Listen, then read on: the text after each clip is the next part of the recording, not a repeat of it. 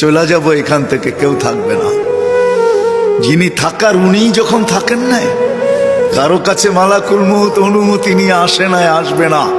শুধু একজন মুহাম্মদুর রাসূলুল্লাহ সাল্লাল্লাহু আলাইহি ওয়াসাল্লামের কাছে মালাকুল মউত যখন আসছেন, তো আল্লাহ বলছে বন্ধুর কাছে অনুমতি নিয়ে ঢুকবে। অনুমতি দিলে ঢুকবে, নাইলে ফিরে আসবে। বন্ধু আমার, খবর তার অনুমতি ছাড়া যায় গর্জায় ঢুকা যাবে না। আমাদের কারো কাছে অনুমতি নিয়ে আসবে না, ওনার কাছে অনুমতি নিয়ে গেছেন। তারপরও বলছে শোনো, ঢুকার অনুমতি দিলেই কিন্তু হাত রাইখা দিবা না, আবার অনুমতি নিবা, রাখবা কি রাখবা না।